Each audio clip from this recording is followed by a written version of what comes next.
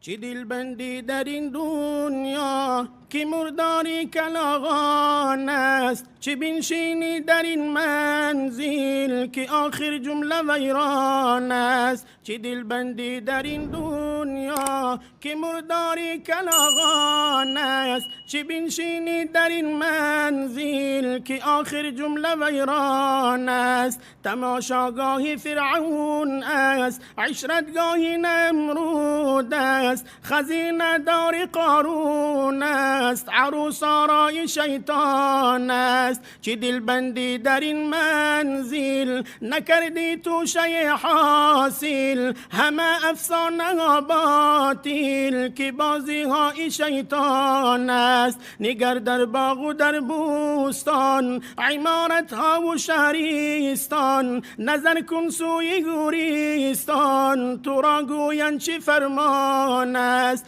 مکن با سیم و زر کوشش، نیابی جز کفن پوشش. مکن با سیم و زر کوشش، نیابی جز کفن پوشش. بکن با خیرها کوشش که دوزخ جای سوزان است.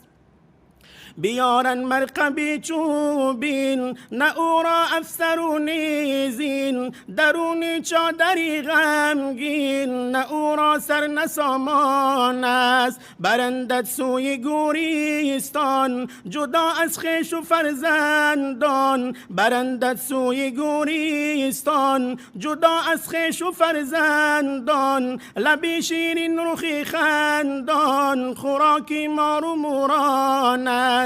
لبی شیرین رخی خندان، خوراکی مار و موران است. بیا ای مادری مسکین، تو بشین بر سری بالین، دعایم را بگو آمین که دردمند را چه درمان است. بیا احمد تو زاری کن، خداوندا تو یاری کن، بکن خیر در این عالم که از تنکو هزاران است.